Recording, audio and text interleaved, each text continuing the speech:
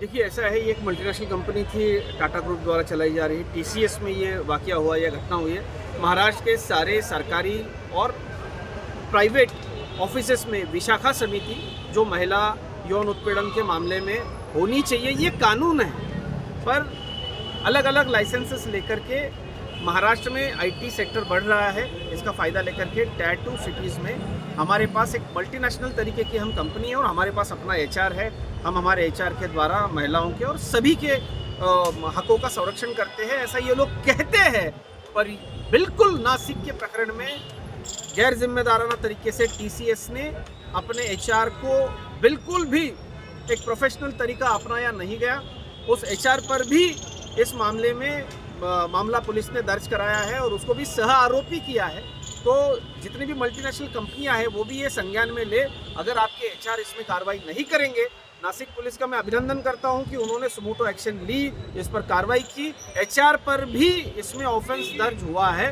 विशाखा समितियां in private premises में भी लागू हो, इसके लिए महाराष्ट्र सरकार एक अलग तरीके से प्रयास करेगी। मैं आज ही महाराष्ट्र के मुख्यमंत्री देवेंद्र फडणवीस जी को इसके बारे में अवगत कराकर खत लिखने वाला हूँ। और हमारी जो बहनें, हमारी जो लड़कियाँ चकाचौंध वाले इन एसी ऑफिसेस में जाती है, क्या इसकी दीवारों के पीछे उनका यौन उत्पीड़न होता है, उनका कॉरपोरेट जिहाद द्वारा धर्म परिवर्तन होता है? इस पर ध्यान रखना ये हमारी जिम्मेदारी है। और आज तक के माध्यम से मैं पूरे देश में ये कहना चाहता हूँ, ये जो सारी कॉरपोरेट कंपनियाँ हैं, आप लोग भारत की भूमि पर आपकी कंपनी में किसी भी तरीके से जबरन धर्म परिवर्तन नहीं हो, इसका आप संज्ञान रखें।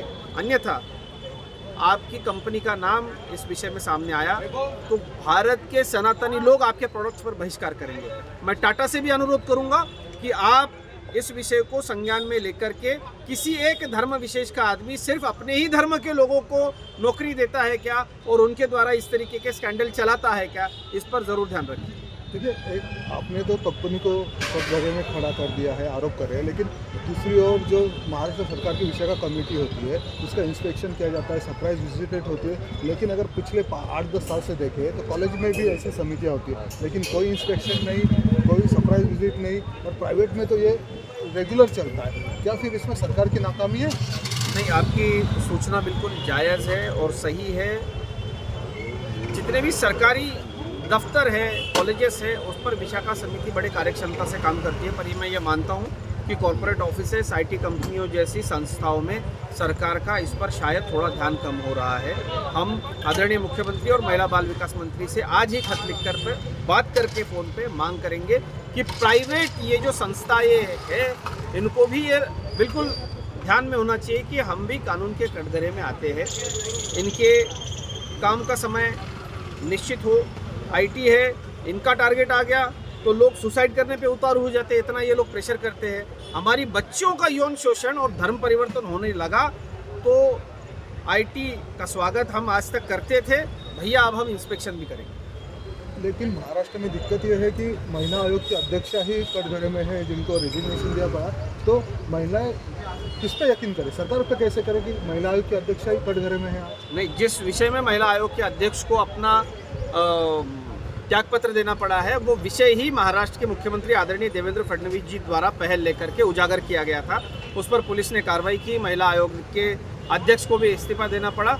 महाराष्ट्र के आदरणीय सीएम सक्षम है और मैं ये उनसे ही आज मांग करने वाला हूं कि विशाखा समितियों का चयन प्राइवेट कंपनीज में भी हो, उनका इंस्पेक्शन हो और उनके एचआर्स, जो प्राइवेट कंपनियां कहती है कि हम तो मल्टीनेशनल है, हमारा एचआर बहुत बढ़िया है, हम सबको सुनते हैं, भैया नासिक के विषय में टीसीएस के एचआर को भी मुजरिम बनाया गया है, आरोपी बनाया गया है, उनको भी अरेस्ट होने वाली है। तो सारे एचआर संज्ञान में रखें कि आपकी कंपनी में कोई धर्म विरोधी, सनातन विरोधी गतिविधि तो नहीं हो रही, महिलाओं का शोषण नहीं हो रहा, लड़कियों का यौन उत्पीड़न तो नहीं हो रहा, इस पर आप ध्यान रखें। अन्यथा महाराष्ट्र की धरती पर तो हम कड़ी से कड़ी कार्रवाई करें।